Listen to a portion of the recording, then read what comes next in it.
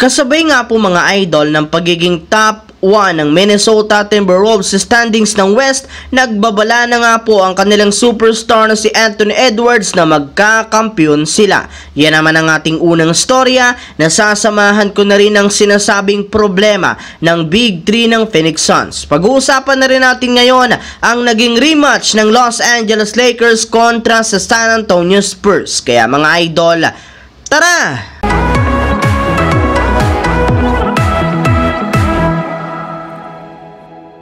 Katulad nga po mga idol ng naibalita ko sa inyo, matapos nga pong manalo ang Minnesota Timberwolves sa kanilang huling game sa Dallas Mavericks, umakyat na nga sa 18 wins, 5 losses ang kanilang kasalukuyang record bilang top 1 sa standings ng Western Conference. At ang maganda pa nga po dyan, 2 beses lamang silang natalo sa kanilang huling 10 laro. Yes mga idol, ang Timberwolves nga ang pinakamainit na kupunan ngayon sa NBA, kaya marami na rin naman nga pong mga fans at analysts ang humahanga sa ipinapakitang performance ng kanilang team, lalo na sa depensa at sa lalim ng kanilang lineup. Ika nga, isa na nga talaga silang legit na championship contender. Kaya dahil nga po sa nangyayari ngayon sa Timberwolves, hindi na rin naman napigilan pa ng kanilang superstar na si Anthony Edwards na magbabala at magsabi na ngayong season nga daw magkakampyon ang kanilang team. Kaya kailangan na lamang nga po nilang maging healthy at consistent hanggang sa darating na playoffs.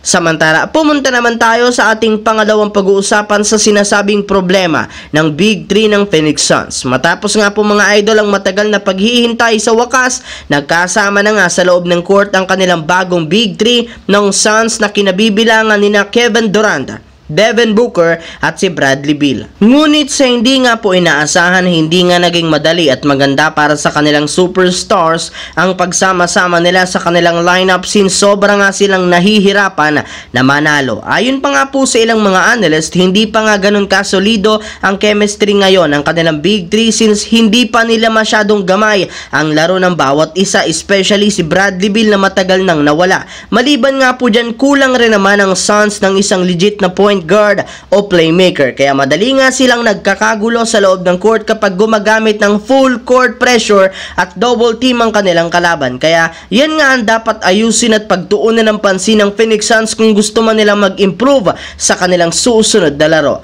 Habang dumako naman tayo sa ating huling pag-uusapan sa naging rematch ng Los Angeles Lakers at San Antonio Spurs. Ilang araw ang nakakalipas simula ng magbanggaan ng Lakers at Spurs, nagkaroon nga agad sila ng rematch. Pero ang pagkakaiba lamang nga ngayon, medyo naging seryoso nga po ang Lakers, gayong pinaglaro na nga nila dito si LeBron James. Yes mga idol, sa unang pagkakataon ngayong season, nakaharap na sa wakas ni LeBron James ang number 1 rookie ngayong taon na si Victor Wembanyama sa loob ng court. At simula nga lamang mga idol ng kanilang laro, naging mainit rin naman agad ang kanilang bakbakan. Pareho rin naman nga sanang back and forth ang laro sa simula, ngunit dahil nga sa kakulangan ng mga players ang Lakers, kinapos nga sila. Lingid nga po sa kaalaman ng lahat, hindi nga dito naglaro sina Anthony Davis, D'Angelo Russell at Cam Reddish na talaga namang nakaapekto sa kanilang opensa at depensa na tatlo nga sa starters ni Coach Darvin Ham. Bagamat man naglaro si LeBron,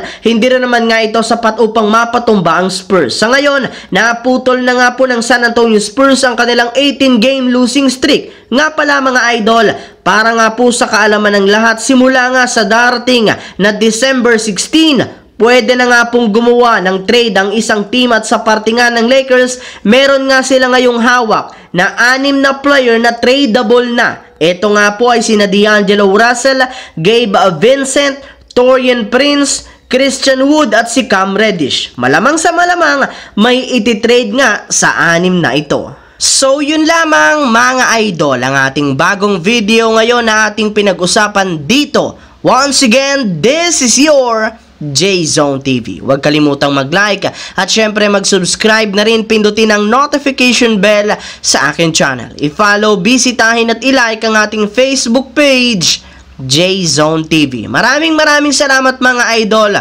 Hopefully nag-enjoy kayo ngayon.